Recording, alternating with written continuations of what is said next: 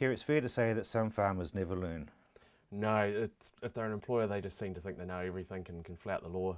And again, we're reporting that there's another dairy farmer in New Zealand that's been caught underpaying his staff. So he employed a couple of migrant workers. They said they were underpaid. He deducted living costs from them, so he's deducting rent and power from his wages. They weren't happy, so they complained to the Labour Inspectorate. So this triggered a big investigation, and the Labour Department came in, asked him for his records. He admitted he didn't have an employment agreement, he didn't keep any records, he had no authorisation to deduct the costs, and so he's been hit with $20,000 worth of costs. Is it a fact, or is it sort of a situation where people say the immigrants aren't going to kick up?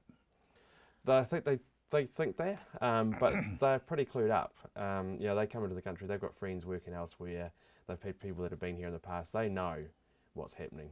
They get a feel for how many hours they're working and what they're getting paid and whether they're getting the fair rate. And there's plenty of information available on the internet.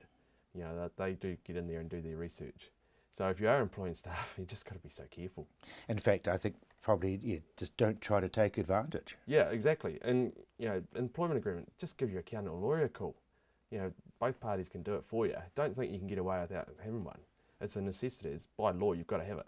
If you don't have it and something goes wrong, well then you're on thin ice and you're going to get done no matter what you've tried to do to protect yourself. And you mentioned this chap didn't have any records. What sort of records should we be keeping? Well, you've got to keep a record of the hours they've worked, what leave they've had, what sick leave they've had, their holiday entitlements, all those sort of things. He didn't keep anything.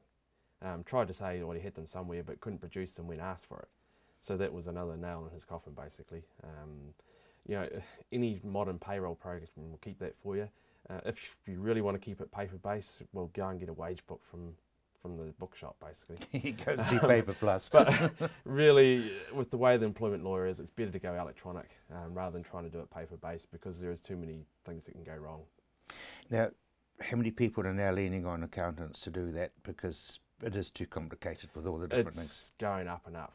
We're getting 3 or 4 inquiries a week for people that want us to do their payroll.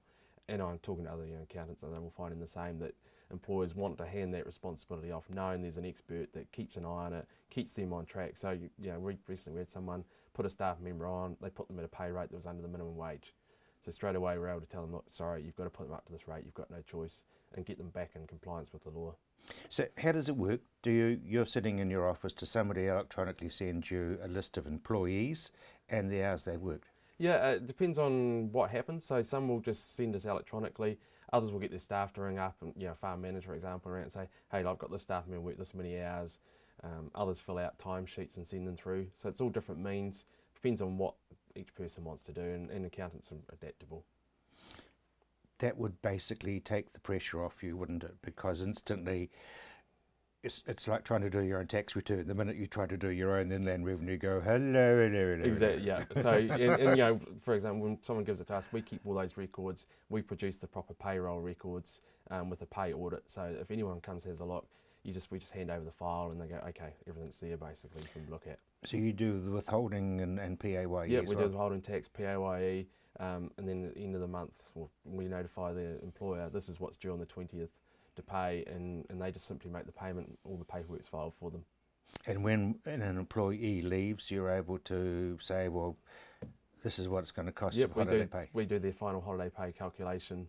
If employees have a question at any time during the year about their sick leave, holiday leave, they can get a figure right up to date rather than sort of the employer scrambling around trying to make it up sort of thing.